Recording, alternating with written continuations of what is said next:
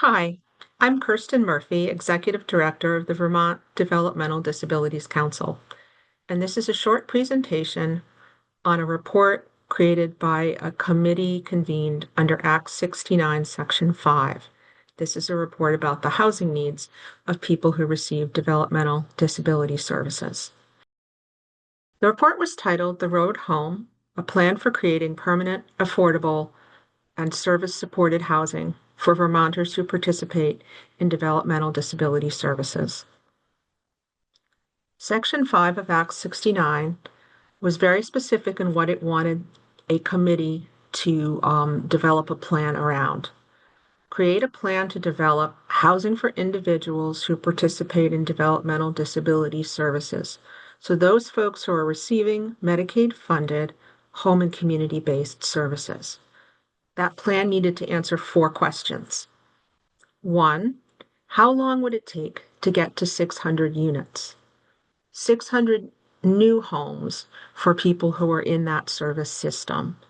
And the reason 600 was selected is it's the estimated amount of units that if people had more choices in housing, you would need about 600 units to address their needs, especially people who may be living with aging caregivers, whether that's a home provider or family member.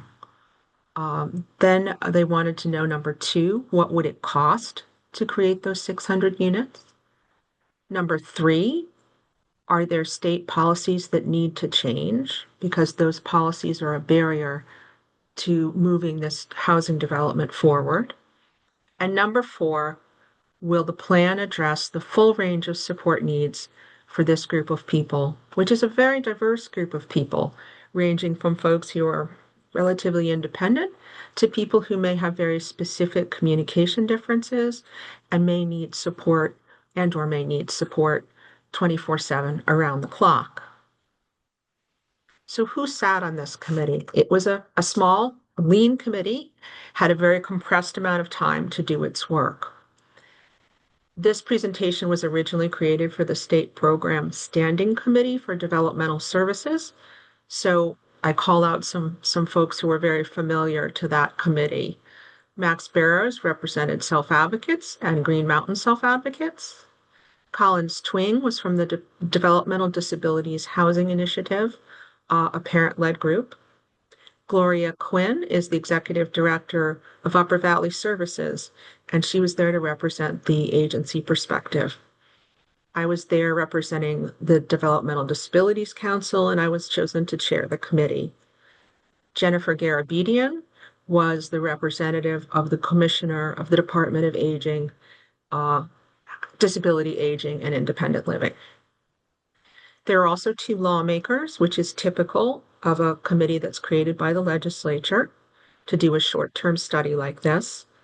Representative Ann Donahue generally caucuses with the Republicans and represents Northfield, and Senator Allison Clarkson from the Woodstock area. We're very lucky to have their generous participation. There were also some people assigned to this committee who we don't often get an opportunity to problem solve with around the needs of this particular group of people. And that was part of what made this such a productive process. So we had a representative from the Secretary's Office of the Agency of Human Services, so somebody quite high up in that part of government. We had a representative from the State Treasurer's Office, which we don't often get to partner with them around the needs of this group. We had someone representing the Vermont Housing and Conservation Board. Sometimes there's an acronym, VHCB, but that's what that stands for, the Vermont Housing and Conservation Board. They're the folks that distribute a lot of the both federal and state money that go into developing new housing. There was someone from a whole different part of state government called the Department of Housing and Community Development. Again, not often partners in this work, so really fantastic to get to work with them. And we had somebody representing the Associated General Contractors of Vermont. So this was a really great synergy of a lot of different information that we didn't always have in one room together. There are a couple really important touchstones that guided the work of this committee, and we pretty early identified them. I'm not sure we quite talked about them as touchstones, but a touchstone is something you always come back to. It kind of roots you. So first, the idea that every Vermonter with intellectual and developmental disabilities deserves to live with dignity, safety, and self-determination in the community they call home. Self-determination is a fancy word, right? That stands for being in as much control of your life as you can, having say over your life. And then, and this was something that Max Barrows reminded us of really early on, it's not about the building. It's about having the right supports in place. So it's not so much what kind of housing model, whether it's an independent apartment or it's a group living situation or it's something in between or different. It's anybody with any type of support need can live in one of those housing models, provided the right support is put in place. Yes, there are some structural things that need to be there. For example, if somebody needs 24/7 support, there needs to be a second bedroom. There need to be accessibility features. All of that's a given. But really, one might get tricked into thinking that someone that an independent apartment, for example, is only, and I'm using air quotes around only because I don't believe this, is only for someone who's able to be relatively independent. That's not so at all. An independent apartment can be the appropriate setting for someone with higher support needs, provided they have the support set up so that they're able to be there and be safe and live with dignity and self-determination. So it's not about the housing model or the building exactly. It's really about how those supports are delivered in that setting. So why are we talking about this?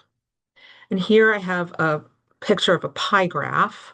That's just a circle that kind of represents some numbers. What I want you to pay attention to here is that, see this big slice of pie? That's a big chunk of pie, right? 39% of the circle. That stands for 39% of all the people who receive this package of services, this type of home and community-based service. 39% are living with their families, often long into adulthood. And interestingly, exactly the same number, just as big a piece of pie, another 39% are living with a shared living provider. So I think we all know that that's sometimes referred to as an adult foster care model, but it's an opportunity for someone to live in a regular home, in a regular family, or whatever that household situation is, and be supported by that household. Almost 80% of this service system is either living with their family or in a shared living situation. And I share that because it shows that we are really, really dependent on those two situations. And that's not always how other states have organized things. We also have some folks that live in their own home, down here, 16%. We have about 5% that live in group living situations. Other states tend to be a little higher in that category. So that would be like a small group home. In other states, it could be a big group home, but we don't do that in Vermont. And another thing I'm going to call your attention to is that we now track that fully 1%. So I think in this report, it was 25 to 27 people are in fact not housed. We don't have a place for them to live, and they're in temporary or sometimes even hotel type situations while we try to find an appropriate residential setting for them while they're receiving their services. So again, very heavily dependent on these two pieces of the pie. And what I also want to share with you is that the family caregivers and many of the shared living providers are getting older, and they may at some point themselves need to retire or to have less of a duty around providing support to their family member.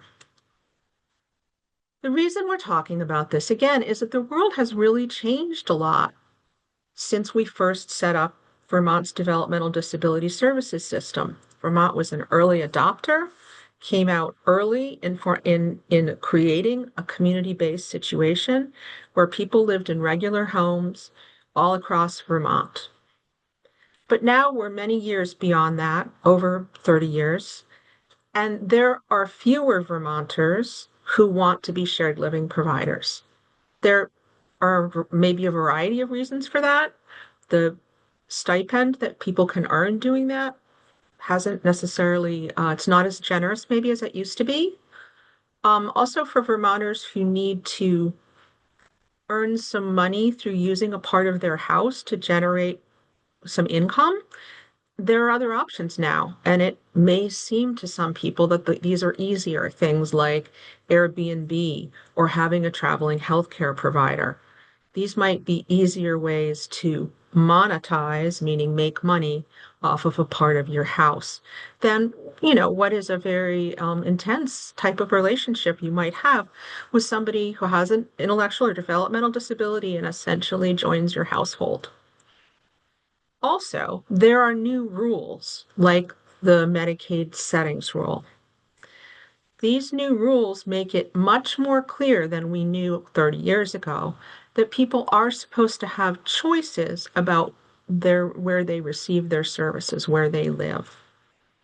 It also creates some rules around the rights that people have in what's called provider-controlled settings. That means a situation where the provider runs the household, including shared living. And there may be cases in which some potential shared living providers are less comfortable with some of the rights that people have when they are in a home that is provider operated. For example, people have a right to have a guest over anytime they want, including if they're living in a shared living provider's home. That may or may not feel comfortable, and it may make the pool smaller in terms of the number of people that want to open up their home to this kind of a model. It also provides more protections, these settings rules, so that it's much clearer the types of autonomy and control over things like choice of food and personal schedule and things like that, that people are entitled to if they are in a provider controlled or run setting. It's also true that the expectations of people with intellectual and developmental disabilities and their families have changed. A generation of folks that came up through inclusive educational classrooms, those young adults now very reasonably expect to have situations in their 20s that mirror what their peers who don't have disabilities have. And there may be a much higher interest in not living with your family, but in being able to live with friends. We also have the challenge, and this probably needs we need some more information about what this looks like, but we do know that there are a lot of family caregivers out there who are getting older. People in their 70s who are still caring for a family member, maybe even one with fairly intensive needs.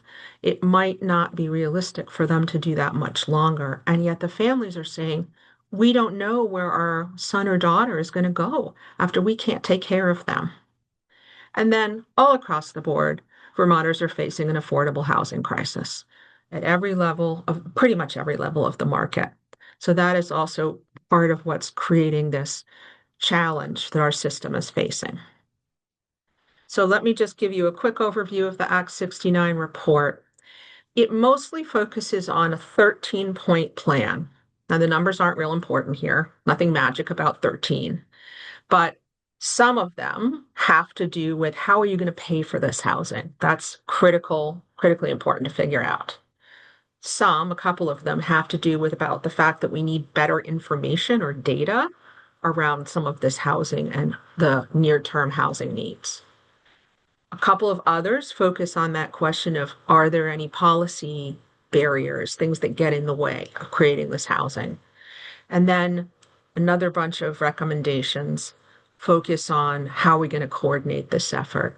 So paying for it, getting data, policy changes, and coordinating the effort. Those 13 recommendations should be thought of as working together. So peeling off one and only doing that one thing would be great, but it's going to be a lot more successful if we can get all of this to work together. That's really the special sauce that's going to get us to that 600 units.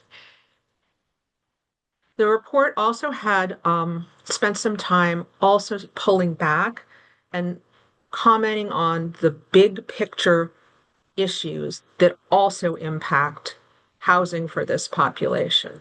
And they are no surprise, they are things we've been working on as a system for a long time. We continue to have a workforce crisis. Ableism and low expectations for people with disabilities can be genuine barriers, cultural barriers that get in the way of encouraging individuals to try a more independent type of dwelling or living situation. And then we continue to be concerned about quality assurance issues across our system as we really strive to do many challenging things with limited resources. What the report does not do, Act 69, Section 5 did not ask this committee to compare and contrast different housing models. We did not talk about this. As long as a model met the settings rule and the state rules, we did not pass judgment on whether that was an ideal model or not an ideal model. We would have had different opinions as committee members on that. But that wasn't what we were asked. We were not asked to compare housing models. We were asked to create a path forward to 600 units where there's genuine choice for people among models that all meet the requirements, both at the federal and state level. So let's get into this 13-point plan. When you're talking about affordable housing, you need to think about two things. You need two types of money. You need money to build the housing, and then you also need some kind of funding that's going to allow the rent to be lower than what is normal for that market. In other words, we're subsidizing someone's rent because imagine that, so I'm probably not making this up, the average rent in Montpelier is, I don't know, $1,600. That is much too high for somebody who's living on Social Security income. So the government promises to pay a portion of rent. Most affordable housing, essentially all affordable housing in the state of Vermont, needs to have some mechanism to keep the rent within a reasonable, affordable amount for people who are on the lower end of the income scale, right? So money up front to build the housing, that's called capital, and money to subsidize the rent. So that's called tenancy support. It supports you being a tenant in the housing.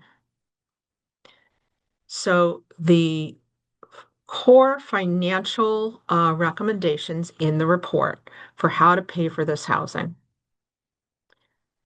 First, we need some money to create housing. And the report suggests, though certainly there's lots of willingness to scale this up or down based on available resources, based on how much money the legislature has to work with. But an investment of $10 million a year over 5 years would create 50 to 60 units a year. That's going to get us a good ways away, a good way along the path toward that 600 units. Won't get us there completely, but that would be a really good target.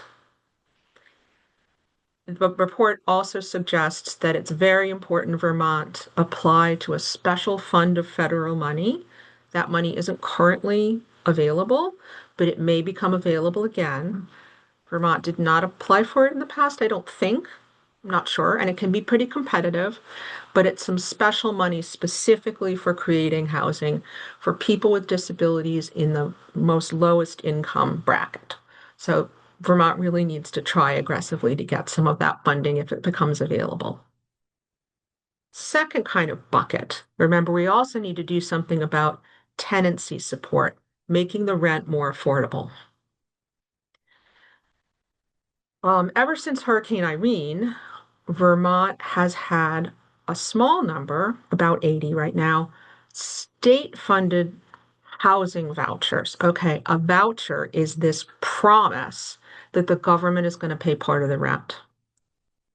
Most of the vouchers that states use, that Vermont uses, are paid for by the federal government through a group called HUD, which stands for Housing and Urban Development.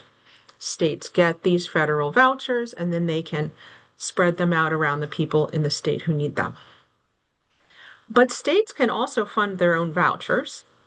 And in the case of people with mental health conditions, that population has about 80 state-funded vouchers. We think that, in fairness, people with developmental disabilities should also have a pool of state-funded vouchers. This would be a really helpful tool, especially when trying to address the needs of some of the people who are now unstably housed in our system, people who are literally in temporary housing. These could be really useful tools. And right now, the federal government in this current policy environment is not sending states federally funded Section 8, they're called vouchers.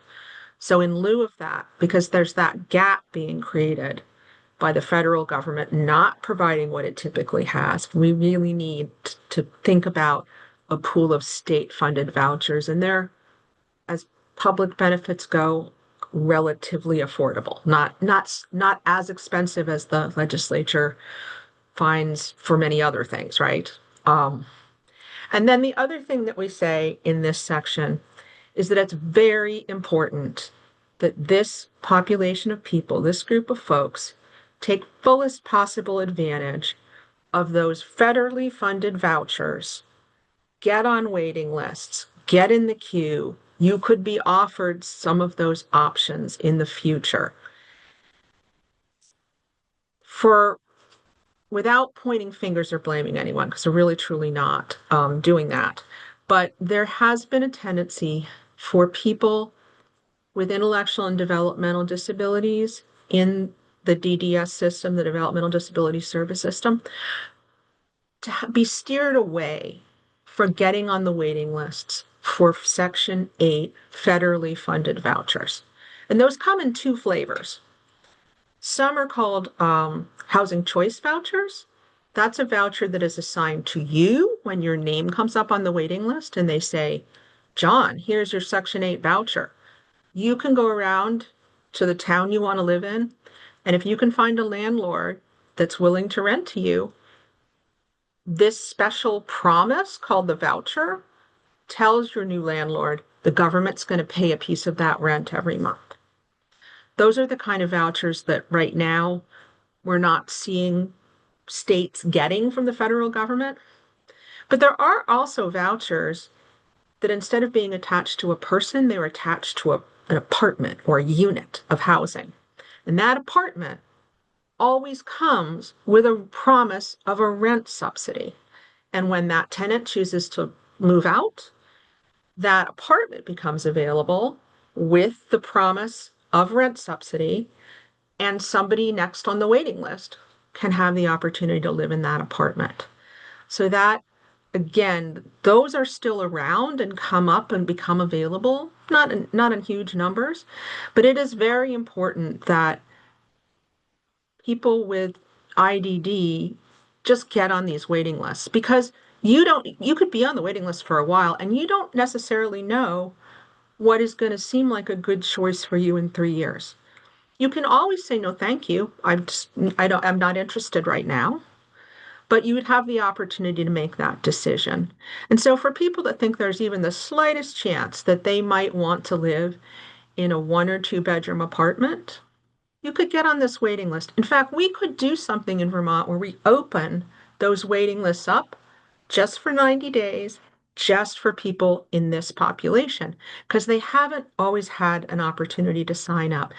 Not, let me be clear, because public housing authorities have steered them away. That is not what I'm saying.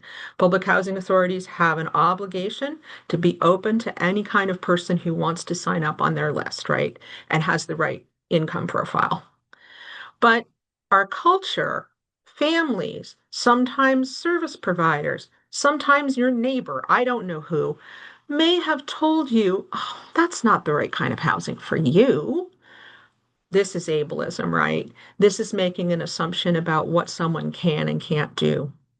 We've also had a lot of misinformation. People have been told, well, if you want to live with your friend and you both have Section 8 vouchers, you can't live together. One of you will have to give up your voucher.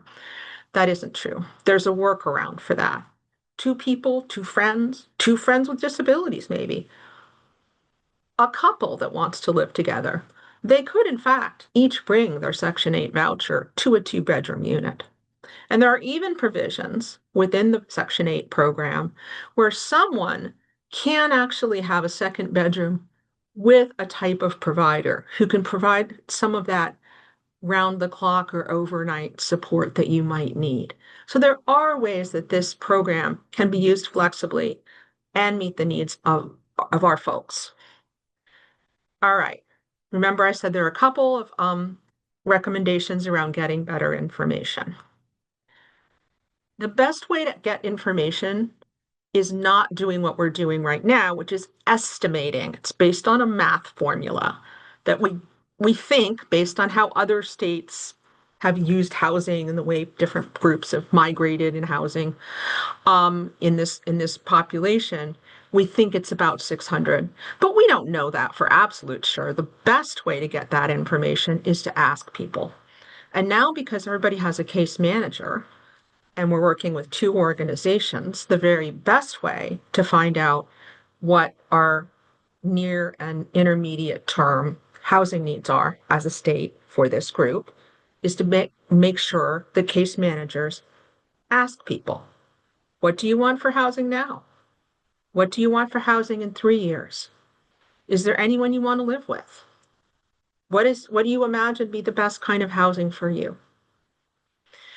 And if we ask that pretty routinely and we're thoughtful about how we ask that question, in other words, we might want to be careful asking that question in front of your home provider because you, as the person who lives with that home provider, might not want to hurt someone's feelings by saying, yeah, in 3 years, I really want my own apartment.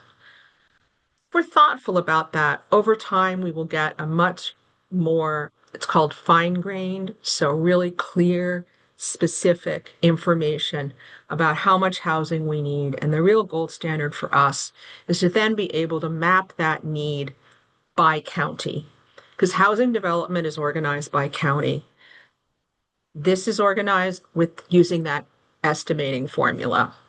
It's really helpful, for housing developers to not think about 600 units because most housing developers are thinking at the county level. It's useful for the Orange County housing development organizations and the agency that works there and provides developmental services to think about what we really need is 23 units in our county. That's a much more manageable thing to figure out. And if we ask people and we can then kind of understand, well, not only do we think in 5 years we're going to need 23 units or whatever it is, but we also know that like out of that group of people, half of them need 24/7 support. Again, that's information that can help us plan in a really detailed and thoughtful way around the local needs of the folks that are already living in that county. All right. So this was the trickiest part of the work of the Act 69 committee was questions around are there any policy changes? And there appear to be two that need more conversation. So the first one is about licensing. So a license is official permission to do something, like you have a driver's license. I have official permission to drive a car. Homes that have more than two people receiving developmental disability services usually, not always, but usually need a license in Vermont. If you're going to serve more than two people, if you're going to have 3 or 5, you need a license, usually. And there are only 3 types of licenses available for this group of people. One of them is called a therapeutic community residence, and there are 7 of those that serve our population. These are intended to be for things that are temporary and therapeutic. So you need a certain type of kind of support, often around mental health concerns, until you are feeling better and more able to live in a different situation. So that's a fairly limited model. Then there are two types of residential care homes. They come as level 3 and level 4. And there are 11 of those at the level 3. There aren't any called level 4. What's the difference? It's not terrifically important. It has to do with the amount of nursing time and oversight. Residential care was originally, when we were setting up our system and building out our system, we thought of these residential care homes as either being for people with some mental health concerns or people who had really complex medical needs. Often they needed more nursing support. And so we set up this type of license for residential care around nursing needs, and it's maybe not the best fit for some of the co-living that people are interested in having available to them now. There are also some group living settings that are not licensed, and those aren't well described in our system of care plan, but there's a reason they exist, and we might need to make that clear in the system of care plan. So licensing is, cuts both ways. There are really positive things about having a license, and a lot of committee members are really quick to point that out, and including families and self-advocates. Licensing means there are rules designed to protect the people living in the home. Licensing can make sure that there are strong health and safety measures. Licensing can protect individual rights. It's not the only way to protect individual rights, but it's a tool. Now, there can also be negative things about licensing. Some rules, especially if they're very nursing home-like, can make housing feel less home-like. There could be rules about things like labeling food or throwing food away if it's one day past the expiration date, or locking certain things up that you normally wouldn't in a regular home. Now, those might be important health and safety things for some folks, but they're not for most of the people in our system. They're not necessary. So some of these rules can make things feel less like a home, and they're probably not necessary. And for lots of people, also, those rules can add unnecessary cost, because every time you have a new rule, you have to pay a staff person to report on that rule and check that the rule is being followed. So that drives up the cost. So those are some negative parts of licensing. So if more than two people receiving services live in a home, that home mostly, for the most part, has to be licensed. There are only 3 types of licenses available in our system, and those type of licenses are not a great fit for a lot of the types of housing, co-living type situations that people are looking for.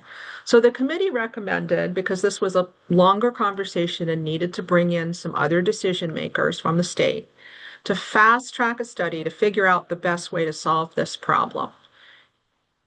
Dale, the Department of Disability, Aging, and Independent Living, needs to weigh in on what it thinks is a solution to this problem.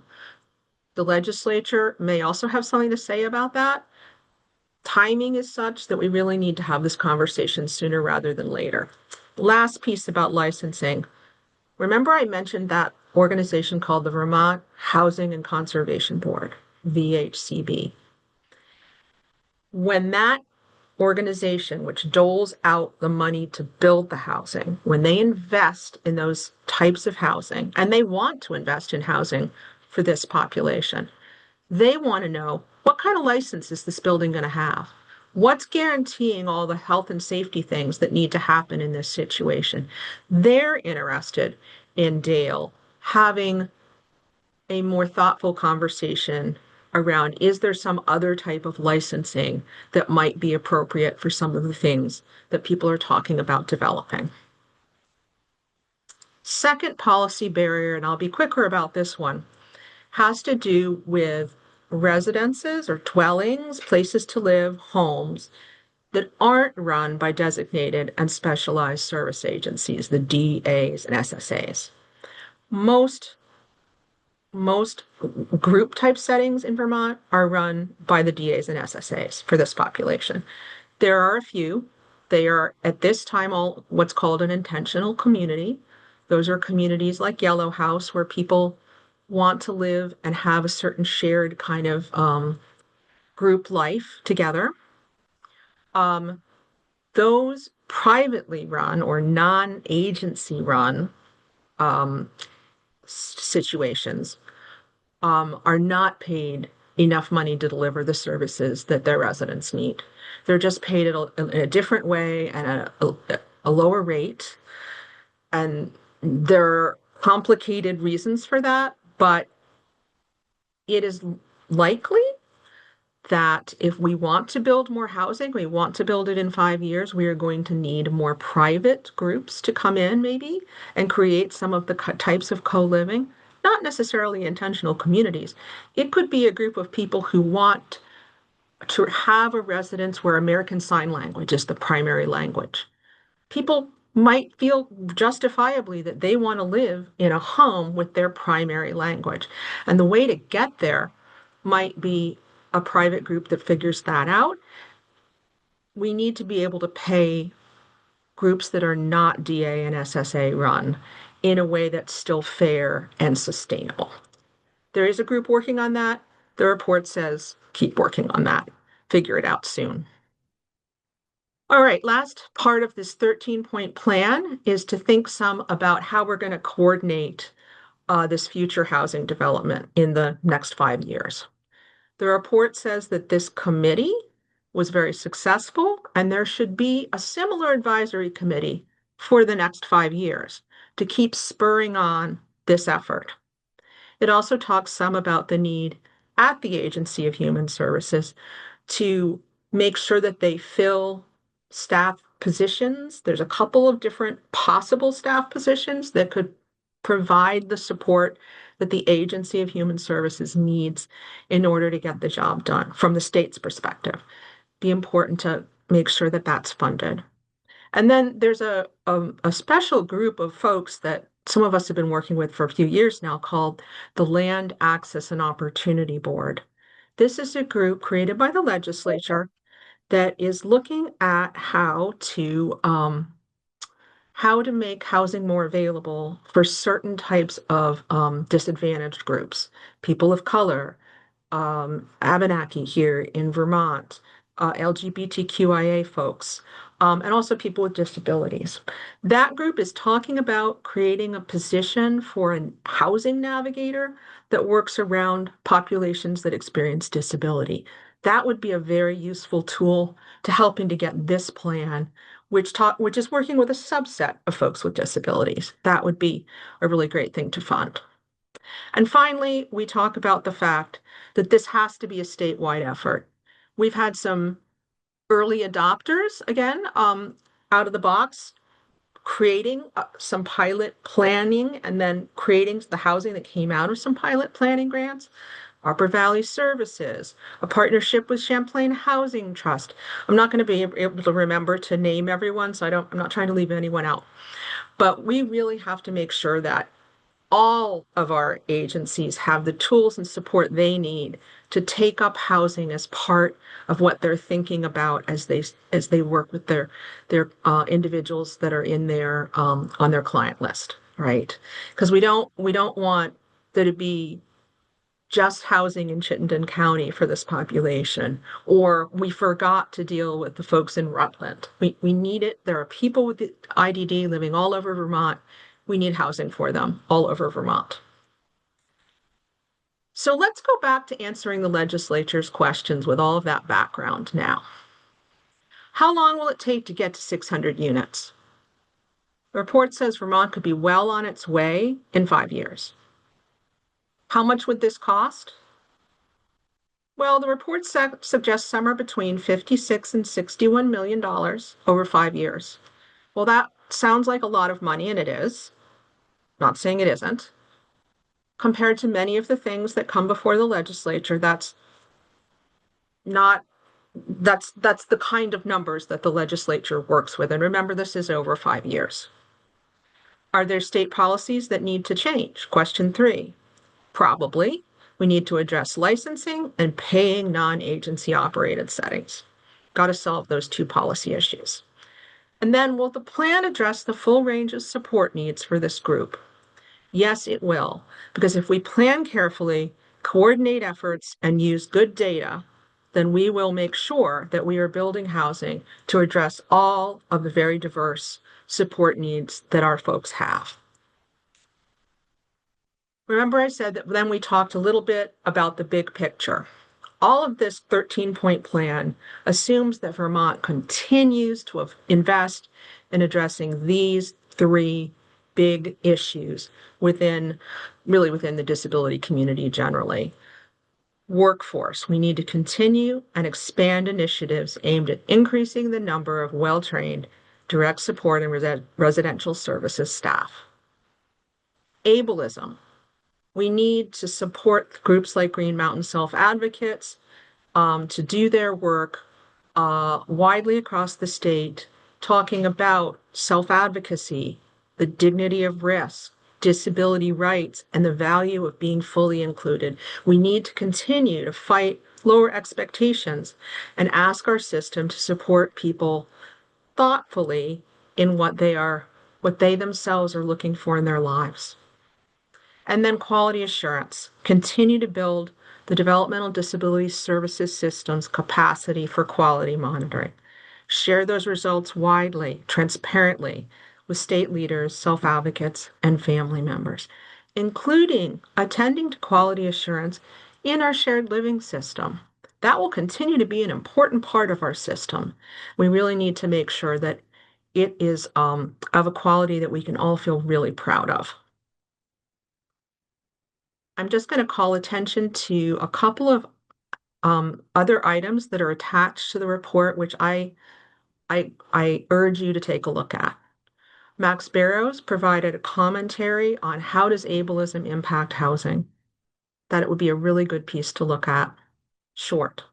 And then our families from the DDHI group talked about why service-supported housing matters. And I really recommend, again, that you read that brief piece at the end of the report. If you want to know more about the proceedings and this report and other tools to understand housing issues for this population, this is the link where you can go and get a full set of documents. And I will be also very happy to answer questions if you direct them to me, Kirsten Murphy, at vermont.gov. Thank you so much for listening to this presentation. Advocate, change, join.